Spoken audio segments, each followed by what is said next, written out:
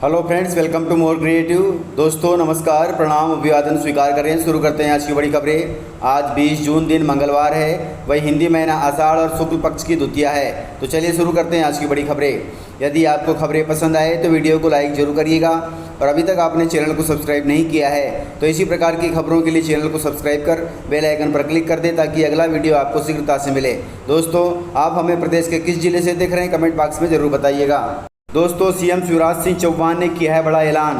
उन्होंने कहा है कि चुनाव हम ही जीतेंगे, चुनाव के बाद हम ही आ रहे हैं। सीएम शिवराज सिंह चौहान ने कहा कि मैं यह पूरे दावे के साथ कह रहा हूं कि हम ही चुनाव जीतेंगे। उन्होंने कहा कि रोजगार और उद्योगों को बढ़ावा देने के लिए हम लगातार नीतियां बना रहे हैं। ऐसा मत सोचिएगा कि 3-4 महीने के बाद चुनाव आने वाले हैं और चुनाव के बाद हम नहीं आएंगे। ऐसा बिल्कुल भी नहीं है, हम चुनाव जीतेंगे। मैं यह पूरे आत्मविश्वास से बोल रहा हूं कि चुनाव के पहले कई नीतियां बनाई गई है और चुनाव के बाद भी कई नीतियां बनाएंगे। दोस्तों, प्रदेश को मिली है वंदे भारत ट्रेन की सौगात। भोपाल पहुंच गया है वंदे भारत ट्रेन का एक रेक। दोस्तों, मध्य प्रदेश की दूसरी वंदे भारत ट्रेन का रेक राजधानी के रानी कमलापति स्टेशन पहुंच गया है। यह गाड़ी भोपाल के रानी कमलापति स्टेशन से जबलपुर तक जाएगी। प्रधानमंत्री नरेंद्र मोदी आगामी 27 जून को रानी कमलापति स्टेशन से 2 वंदे भारत ट्रेन को हरी झंडी दिखाने वाले हैं।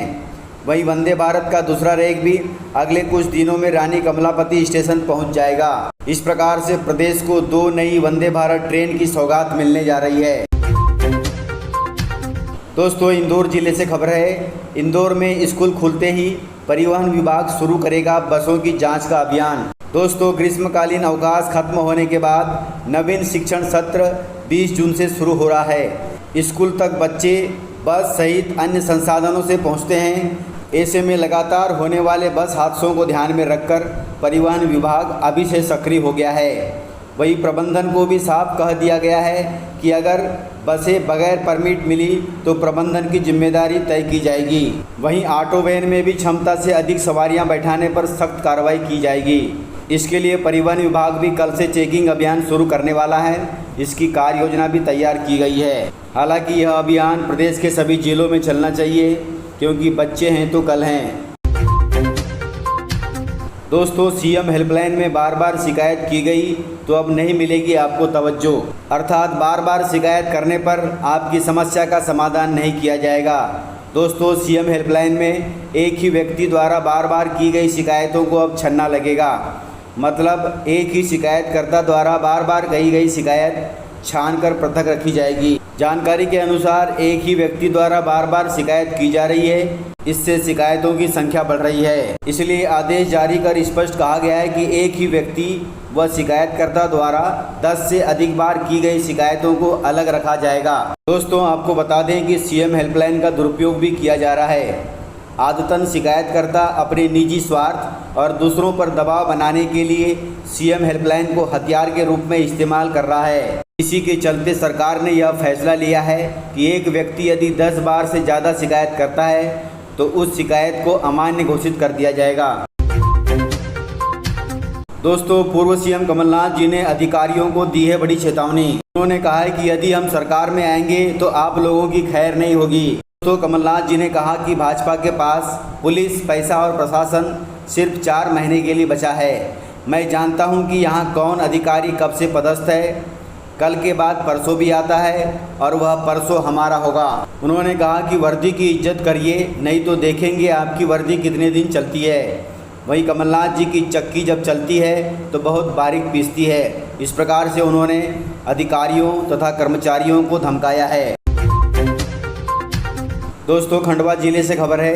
खंडवा में जल संकट से त्रस्त लोगों ने नगर निगम की चौखट पर फोड़े हैं मटके। खंडवा शहर में पेयजल की भरपूर व्यवस्था होने के बाद भी वितरण की गड़बड़ी के कारण लोगों को पेयजल संकट का सामना करना पड़ रहा है। वहीं पेयजल संकट से त्रस्त लोग सोमवार को नगर निगम पहुंच गए और वहां पर उन्होंने हंगामा कर दिया। यहां आक्रोशित महिलाओं ने नगर निगम की चौखट पर मटके फोड़ते हुए आक्रोश जताया और कहा कि हमारी समस्याओं का हल किया जाए। इस पर खंडवा नगर निगम आयुक्त नीलेश दुबे जी ने लोगों को आश्वासित किया कि पेयजल वितरण में जहां पर भी गड़बड़ी हो रही है उसे तुरंत दुरुस्त किया जाएगा, ताकि इस भीषण गर्मी के मौसम में आपको पानी मिल सके। दोस्तों, कांग्रेस कार्यकर्ताओं में अभी भी आपसी गुटबाजी चल रही है। गांधी भवन में कांग्रेस कार्यकर्ता आपस में भिड़ गए और एक दूसरे पर फेंकी कुर्सियां। दोस्तों, कांग्रेस संगठन को मजबूत बनाने और विधानसभा चुनाव की तैयारी के लिए कांग्रेस की कोशिशों के बाद भी आपसी गुटबाजी खत्म नहीं हो रही है। कार्यकर्ताओं से चर्चा करने के लिए रविवार को आए मध्य प्रदेश कांग्रेस प्रभारी संजय दत्त के कार्यक्रम में भी कार्यकर्ता आपस में भिड़ गए। वहीं गांधी भवन में एक दूसरे पर कुर्सियां फेंक कर हाथापाई भी करने लगे। यदि कांग्रेस संगठन ने इस प्रकार की समस्याओं को जल्दी से ठीक नहीं किया तो चुनाव में इनको भारी दिक्कत हो सकती है। दोस्तों, बड़ा गजब का मामला सामने आया है। एक युवक को प्रताड़ित करने के मामले में त्वरित कार्रवाई के बाद हिंदू संगठनों ने जताया प्रदेश के गृह मंत्री का आभार। दोस्तों, मामला बड़ा गंभीर है। प्रदेश की राजधानी भोपाल में धर्मांतरण के लिए एक युवक को प्रताड़ित करने के मामले में त्वरित कार्रवाई किए जाने के बाद हिंदू संगठनों ने गृह मंत्री नरोत्तम मिश्रा का आभार जताते हुए उनका अभिनंदन किया। दोस्तों, यह गंभीर मामला भोपाल के टीला जमालपुर का है, जिसमें इलाके के कुछ असामाजिक तत्वों द्वारा विजय रामचंदानी नाम के युवक को प्रताड़ित किया गया है और प्रताड़ित भी ऐसे किया गया कि उसके गले में पट्टा बांधकर उसे कुत्ते की तरह पीटा और भौंकने के लिए मजबूर भी किया गया। इस घटना का वीडियो जब सामने आया तो गृह मंत्री नरोत्तम मिश्रा ने भोपाल पुलिस कमिश्नर को तत्काल इसकी जांच के आदेश दिए और 24 घंटे के पहले ही अर्थात 6 घंटे में ही उन आरोपियों को गिरफ्तार कर लिया गया। दोस्तों, उसे इतना प्रताड़ित किया गया कि वह कहने लगा कि भैया मैं मियाँ बन जाऊंगा लेकिन मुझे छोड़ दो। यह जानकारी इतनी जल्दी फैली कि इसकी खबर सीएम शिवराज सिंह चौहान को लगी। इस पर सीएम शिवराज सिंह चौहान ने कहा कि आरोपियों के घर पर अब बुलडोजर चलवाया जाएगा। दोस्तों, बड़ी प्रेरणादायक खबर है। 14 वर्ष की उम्र में एक बेटे ने अपने पिता को खो दिया।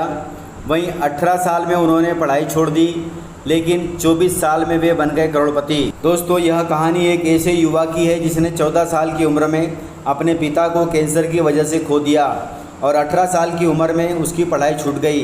वहीं इंटरनेट की मदद से वह ऑनलाइन कोर्स करता रहा और 2016 में 21 साल की उम्र में उसने अपनी डिजिटल मीडिया कंपनी की शुरुआत की।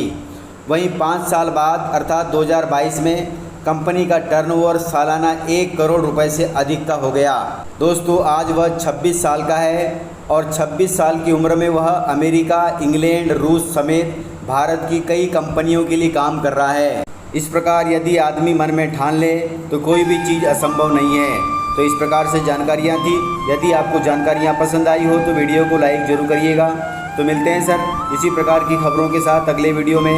तब तक के लिए जय हिंद, वंदे मातरम, टेक केयर।